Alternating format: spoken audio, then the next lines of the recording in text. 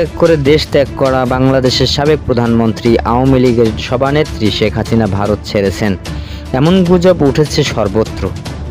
বেশ কয়েকটি সূত্র ও গণমাধ্যম এমন তথ্য দিয়েছেন, তবে নিশ্চিতভাবে কোনো সূত্র বিস্তারিত জানতে পারেনি। তাদের মন্তব্য, ভারত ছেড়ে শেখ হাসিনা আরব আমিরাতে আজমান শহরের আশ্রয় নিয়েছে। সংবাদ মাধ্যমগুলোতে প্রকাশ করা হয়েছে যে আরব আমিরাতের আজমান আওয়ামী লীগের প্রভাবশালী নেতা শামীম ওসমানের নিজের একটি বাড়ি আছে। সম্প্রতি তাকে দেশটিতে দেখা গেছে, সেখানে তিনি তার পরিবারসহ শীর্ষ কয়েকজন নেতাদের আশ্রয়ে বিষয়ে কাজ করছেন। সাবেক প্রধানমন্ত্রী শেখ হাসিনাকেও তিনি এই বিষয়ে সহযোগিতা করেছেন বলে জানায় সূত্রগুলো। তবে ঠিক কবে নাগাদ শেখ হাসিনা আরব আমিরাতে পৌঁছেছেন অথবা তিনি সত্যিই যে ভারত ছেড়েছেন আর তার কোনো তথ্য দায়িত্বশীল পক্ষ নিশ্চিত করতে পারেনি। এমনকি ভারতের পক্ষ থেকেও এমন কোনো বক্তব্য দেওয়া হয়নি। তবে সে সময় তার ছেলে সজীব ওয়াজেদ জয় নিশ্চিত করেছে বলে যে তার মা ভারতেই আছেন এবং কোথাও আশ্রয় চাননি। এদিকে আন্তর্জাতিক কূটনীতিক মহলে শেখ হাসিনার ভারতে অবস্থান নিয়ে মোদি সরকারকে দেশের ভিতরে বাইরে যথেষ্ট চাপের মুখে পড়তে হয়েছে। এ নিয়ে মোদি সরকারকে বিভ্রান্তকর অবস্থার মধ্য দিয়ে যেতে হচ্ছে বলে বেশ কিছু আন্তর্জাতিক গণমাধ্যম জানায়।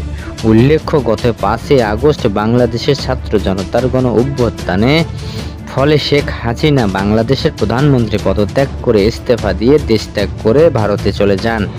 সেখানে তিনি গত 2 মাস অবস্থান করেন। দেশটিতে শুধু তিনিই নন, রয়েছেন আওয়ামী লীগের অনেক নেতা ও শেখ হাসিনা সরকারের সময়কারের অনেক কর্মকর্তা।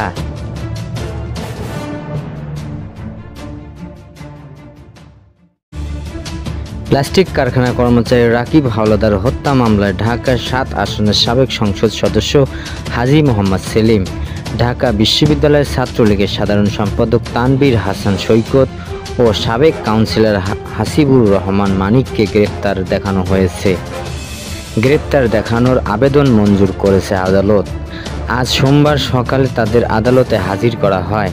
মামলা তদন্ত কর্মকর্তা চকবাজার মডেল থানা পুলিশ পরিদর্শক মোরাদুল ইসলাম তাদের গ্রেপ্তার দেখানোর আবেদন করেন।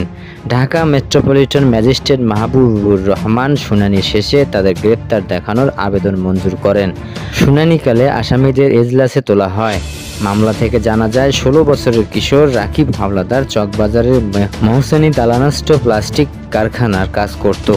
গত 5 আগস্ট দুপুরে সে বৈষম্য বিরোধী ছাত্র আন্দোলনে অংশগ্রহণ করে।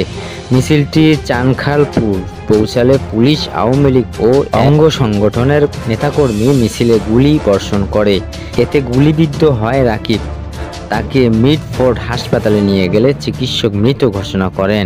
এই ঘটনায় তার বাবা জাহাঙ্গীর হোসেন মামলা দায়ের করেন। মামলায় হাজী সেলিম 1 নম্বর, সৈকত ও মানিক এজাহার নামীয় আসামি। এই ঘটনায় তার বাবা জাহাঙ্গীর হোসেন মামলা দায়ের করেন।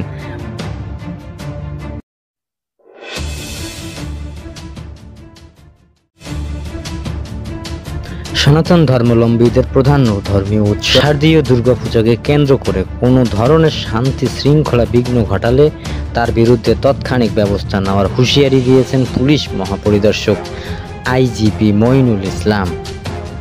সোমবার দুপুরে রাজধানীর ঢাকেশ্বরী মন্দির পরিদর্শন শেষে তিনি এই কথা বলেন। আইজিপি বলেন, দুর্গাপূজা ঘিরে কোনো সংখ্যা নেই, তবে সতর্ক থাকতে চায় আইন শৃঙ্খলা বাহিনী। যদি কেউ শান্তি শৃঙ্খলা বিঘ্ন ঘটায় বা অপতৎপরতা চালায়, সেক্ষেত্রে তাৎক্ষণিক দ্রুত ব্যবস্থা নেওয়া হবে। তিনি আরও বলেন, আমাদের মোবাইল টিম, স্ট্রাইকিং ফোর্স এবং সাদা পোশাকের সদস্যরা সব জায়গায় থাকবে। প্রতিটি পূজা মণ্ডপে আইন শৃঙ্খলা বাহিনীর সঙ্গে আনসার বাহিনী ও ভলান্টিয়াররা রয়েছে, তারা 24 ঘন্টায় কাজ করবে।